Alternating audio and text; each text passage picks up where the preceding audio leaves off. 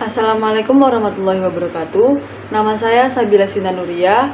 Di sini saya akan menjawab beberapa pertanyaan yang diajukan untuk memenuhi tugas akhir mata kuliah Philosophy of Islamic Education.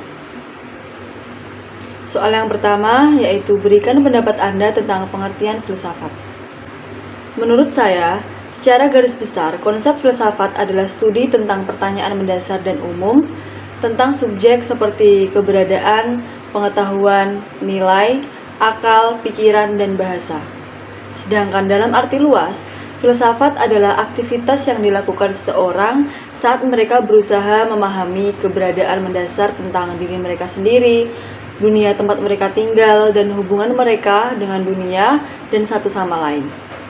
Filsafat adalah cara berpikir tentang topik tertentu seperti etika, pemikiran, keberadaan, waktu, makna, dan nilai.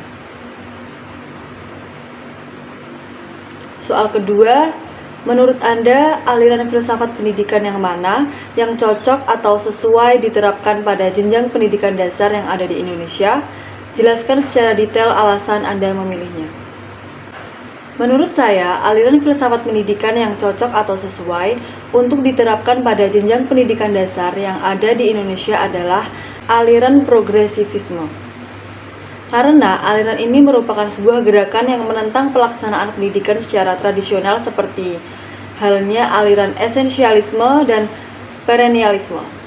Aliran progresif mendukung adanya pelaksanaan pendidikan yang dipusatkan pada peserta didik dan mengembangkan berbagai kemampuannya sebagai bekal menghadapi kehidupan sosial di lingkungannya.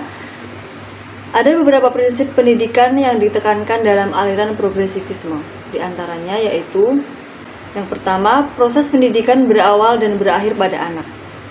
Kedua, subjek didik adalah aktif, bukan pasif. Ketiga, peran guru hanya sebagai fasilitator, pembimbing dan atau pengarah. Keempat, sekolah harus kooperatif dan demokratis. Dan yang terakhir, aktivitas lebih fokus pada pemecahan masalah, bukan untuk pengajaran materi kajian. Bila dikaitkan dengan pendidikan di Indonesia saat ini, maka progresivisme memiliki andil yang cukup besar, terutama dalam pemahaman dan pelaksanaan pendidikan yang sesungguhnya, di mana pendidikan sudah seharusnya diselenggarakan dengan memperhatikan berbagai kemampuan yang dimiliki oleh peserta didik, serta berupaya untuk mempersiapkan peserta didik supaya mampu menghadapi dan menyelesaikan setiap persoalan yang dihadapi di lingkungan sosialnya. Soal ketiga yaitu bagaimana etika peserta didik dalam pendidikan Islam terutama di Indonesia, dan jelaskan apakah peserta didik sudah mampu menerapkannya dalam kehidupan sehari-hari. Etika peserta didik dalam pendidikan Islam adalah sebagai berikut. Yang pertama, peserta didik harus mendahulukan kesucian jiwa sebelum yang lainnya. Sama halnya dengan sholat, ia tidak sah bila tidak suci dari hadas dan najis. Yang kedua, peserta didik harus mengurangi keterikatannya dengan kesibukan duniawiyah, karena kesibukannya akan mengalahkannya dengan menuntut ilmu. Yang ketiga, tidak sombong terhadap orang yang berilmu, tidak bertindak sewenang-wenang terhadap guru.